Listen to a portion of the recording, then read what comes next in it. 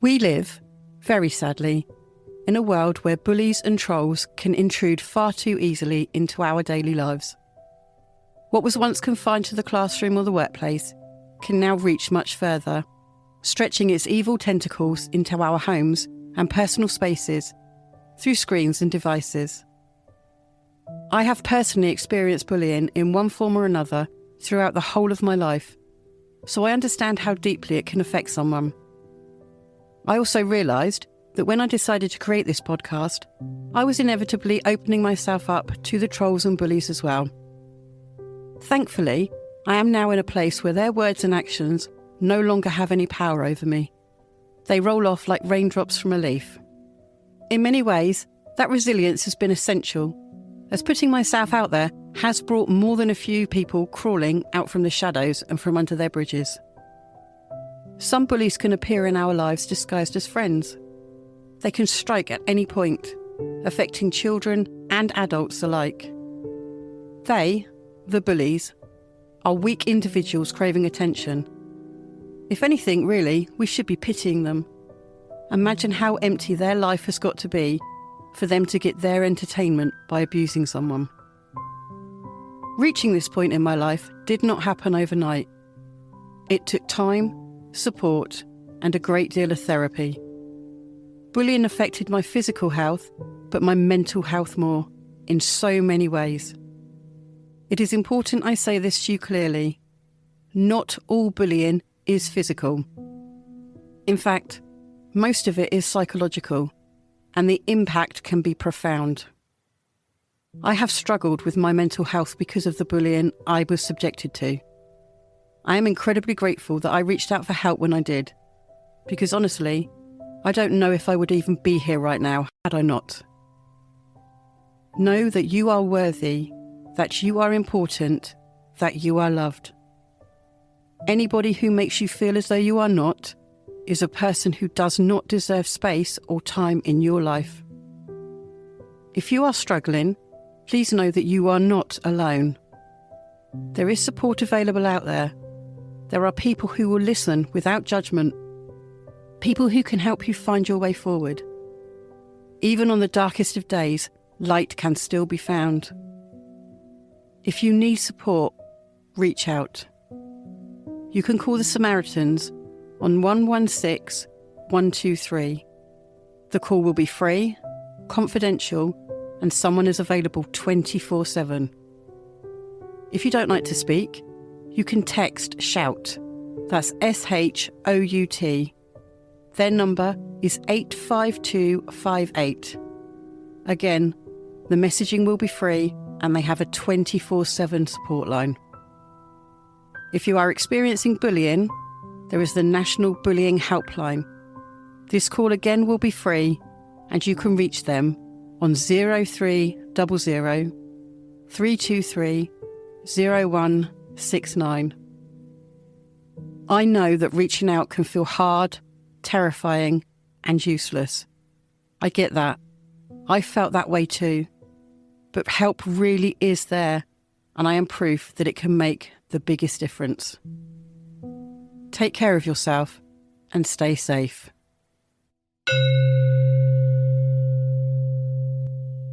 Roots run deep, petals flow, fair and florist part. Hear the stories as they grow. Thank you for joining me. I hope you enjoy the show. Before we begin today's episode, I just want to offer a gentle little heads up. This story takes place inside a funeral director's premises. It does reference being around those who have passed. There's nothing gory or upsetting, I promise. Just atmosphere, imagination, and a slightly dramatic florist. I know the setting alone can feel uncomfortable for some listeners, so if today isn't the day for that kind of story for you, skip this episode and come back next time. There will always be plenty more flowery tales waiting for you. I'm pretty sure I probably should have kept this for a Halloween episode, although I have enough of those kind of tales to be sharing that will keep us going for a good few years to come. which is how this one has made its way to episode 7 of this little venture we now all know as Fair and Florist Pod. As always, I am your host, Sarah. Now, I'd like you to get comfortable for this one. Maybe you're driving, maybe you're washing up, maybe you're sat in the workshop, wiring up ready for some corsages. If you are, just brace yourself, because this is the day I very nearly died. Not from a ghost, not from a spirit, not from a vengeful Victorian child haunting a hallway. I nearly died from sheer, unfiltered terror.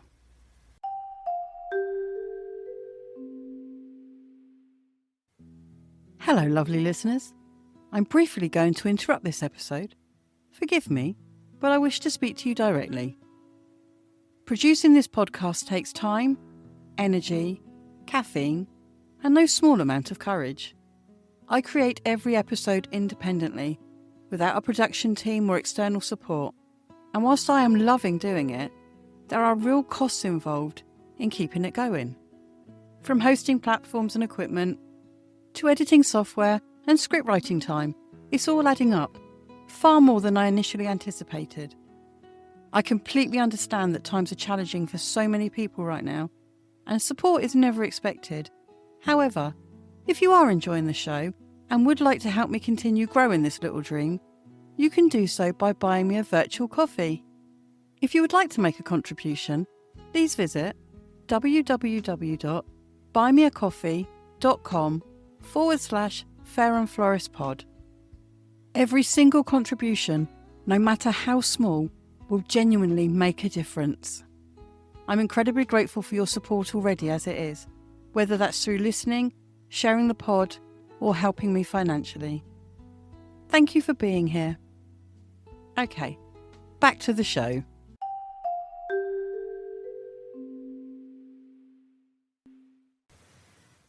I'm sure you can imagine, being a florist means I get to liaise with a lot of funeral directors, and I mean a lot of them.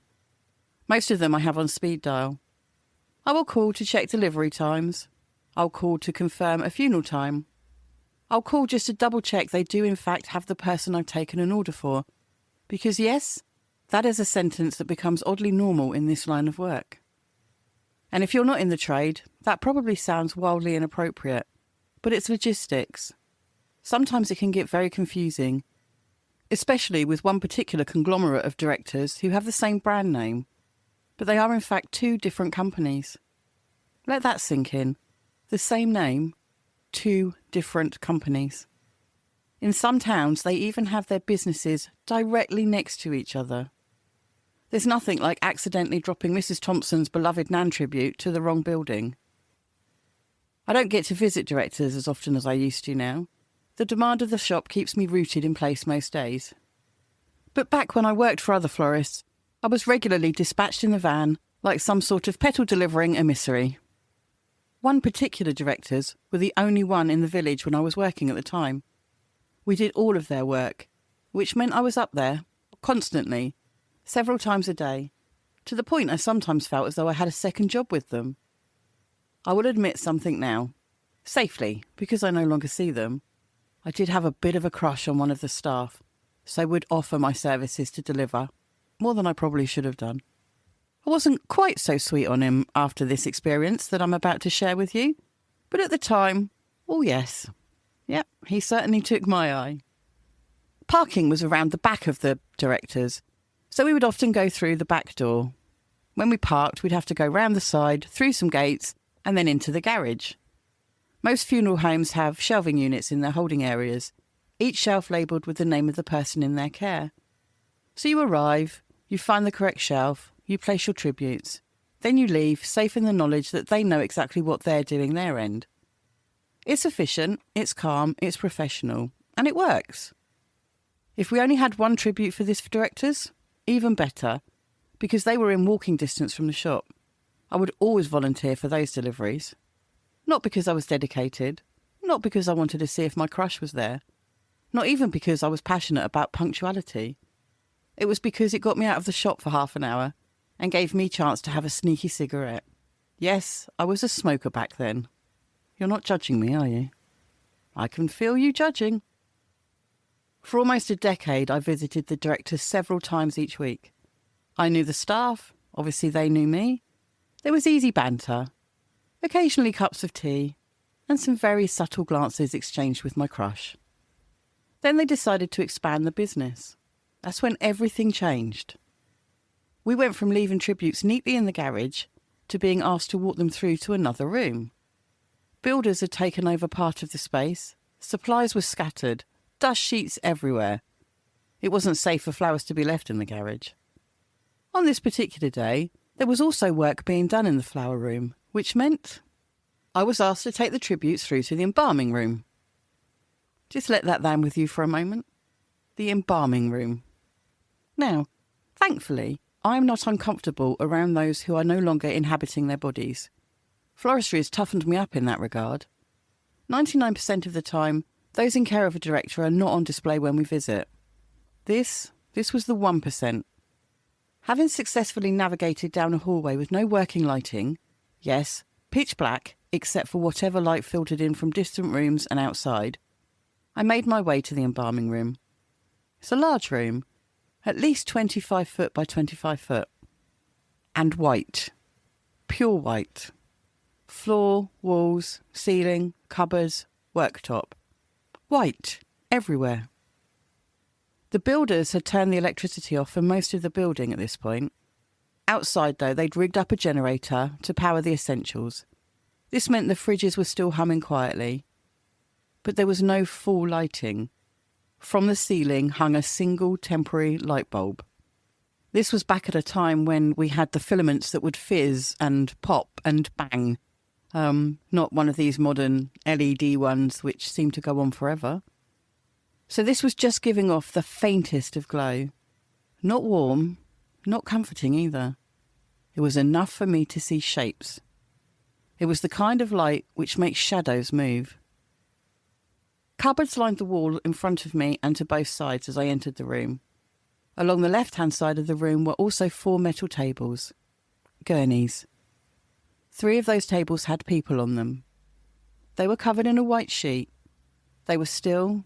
They were silent. I was asked to place the tributes from the far back wall on the right and then line them down the room, still on the right-hand side. I did as I was asked. Professional, calm, focused. But for the first time in my decade-long career at that point, I will admit I felt slightly creeped out. There was something in the air, an eerie heaviness. I told myself it was the lighting, it was the setting. The awareness that I was also sharing space with those who had departed.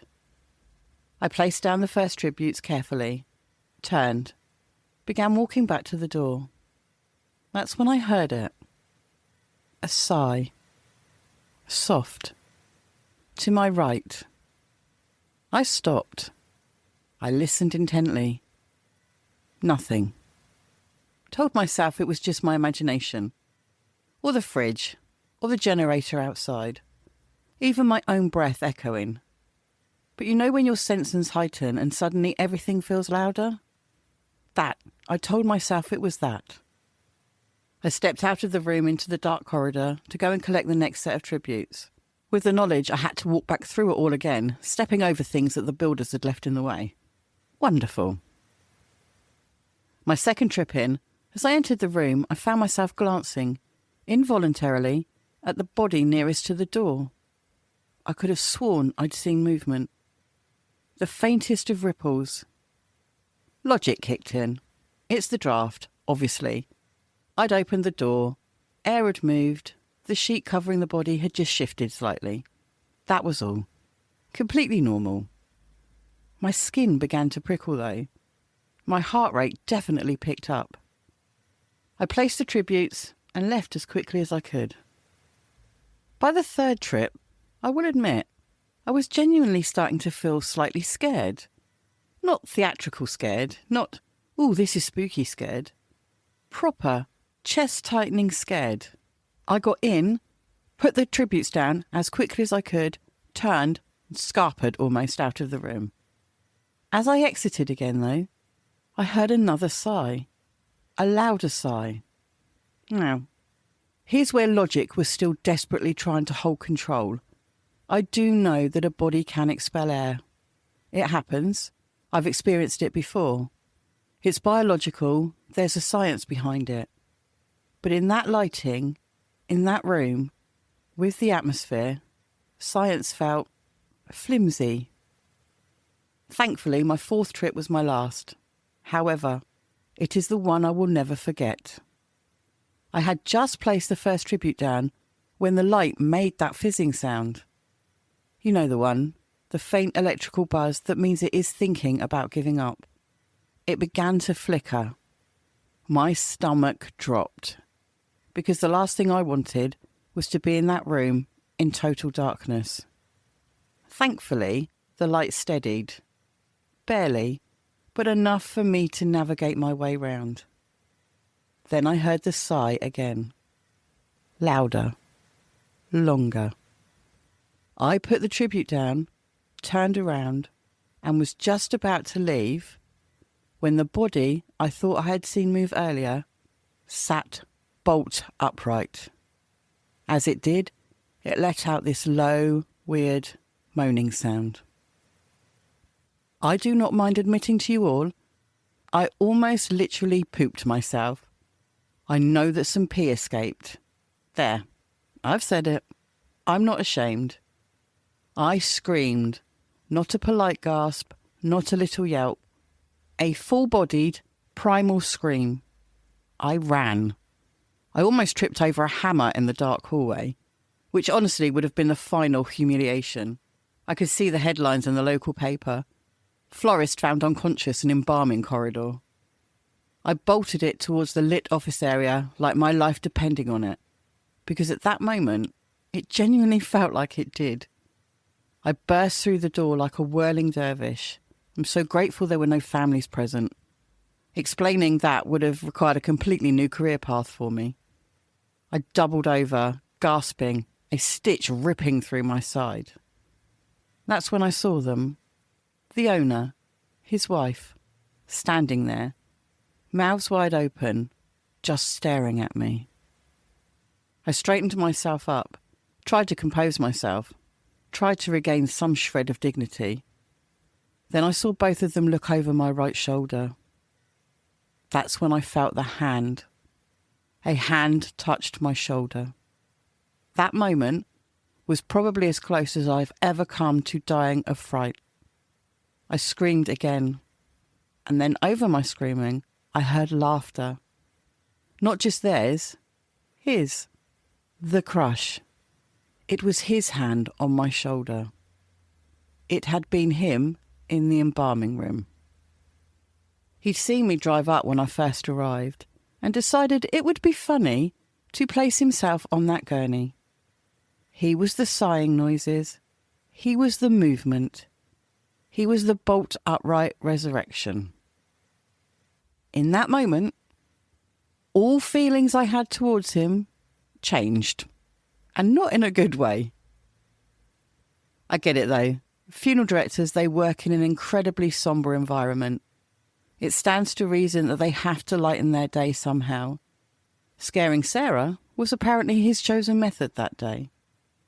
Whilst I'm glad to have been of service to him, I only wish he'd chosen someone else. Do you know what I learned that day, though? Never underestimate a bored funeral director. Crushes can be dangerous. Lighting is everything. Dignity, well, that's temporary. I did still deliver there after that. I even walked into that room again, but I never scanned the tables after that. As for the crush, wow. Nothing kills a fantasy quicker than watching your potential suitor fake rise from a gurney while you stand there and wet yourself. Although, I do like a man with a sense of humour. They all dined out on that story for months. Every time I walked in, it was, "All right, Sarah, seen any movement today? Hey, Sarah, was the light bulb behaving itself? Ah, Sarah, need someone to lie down for you." Hilarious. Absolutely hilarious. For them. I did laugh along, though. What else could I do? You either laugh, or I never step foot into a funeral director's again. That's not ideal when you're a florist. Here's the thing, though. That day did teach me something about fear. It wasn't the bodies. It wasn't the death. It wasn't even the setting. It was anticipation. It was atmosphere. It was my imagination filling in the blanks. Once I knew it was him, once I knew it was a prank, the room lost its power, not literally. The lighting was still bad. The fridges still hummed. The sheets still covered the gurneys. But the fear had gone. So in a way, he did me a favour. I think that's true of so many things in life as well, isn't it? The unknown can be terrifying. Then the moment we shine a light on it, even a flickering, dodgy generator bulb, it becomes manageable. Still, I would have preferred not to learn that lesson with damp underwear. Now, I'm curious. Have any of you ever been scared like that? Properly scared, heart pounding, flight or fight activated, convinced for a split second that this is how it all ends, and then realised you were absolutely fine? Was it down to a prank? Was it your own imagination? Is it something that still makes you laugh now, yet definitely didn't at the time? I would genuinely love to hear your stories. A good creepy tale can keep me going for hours. Details on how to message me come towards the end of this show. But please tell me I'm not the only one who's had a funeral director moment. I can't surely be alone in this. Someone else out there has nearly lost bodily control in the line of duty. Reassure me. 30 years on, I can still feel the cold rush of that room. I can still hear that sigh. I still see that body set up in my dreams at night. Yet now, it's one of my favourite stories. This is the job. This is floristry. It isn't just petals and perfume. It's humanity. It's life. It's death, sadly. It's laughter in the most inappropriate of places. It's finding light in rooms that feel very dark. Sometimes it's being pranked by a man you have a crush on while carrying a funeral spray. It's not quite what they taught me at college. If you know someone who loves a slightly spooky tale, or works in an industry where unexpected is just part of the job, send this episode their way. Misery loves company, or in this case, embarrassment loves witnesses. Thank you, as always, for spending your time with me. Next week I'll return to something slightly less heart-stopping. Although knowing my track record, I can't promise you anything. Until then, stay kind, hold your loved ones close. If you ever find yourself in a dimly lit room with a suspiciously still body, maybe just check it's not Dave from accounts having a slow afternoon. I'm Sarah. You've been listening to Fair and Florist Pod. I'll speak to you soon. If you have enjoyed this episode, and I really hope that you have, please feel free to share, subscribe, and leave a review wherever you get your podcast. This can make a really huge difference and helps others to find us. I appreciate all feedback, good and bad, but if leaving negative feedback, please keep it constructive and be kind. I'm a florist after all. Wait, there's more. Ba-da-da-da-da-dum. Ba-dum. Ba-da-da-da-da-dum. You can also find us and share with everyone on the usual social media sites: Facebook, Twitter, Instagram, Blue Sky, and any others which may pop up in between. Just look for Fair and Florist Pod. Please feel free to contact me with any questions you may have regarding any of the tales and or experiences that I've shared, or to do with just being a general working florist. You can reach me via email. The address is queries@fairandfloristpod.co.uk.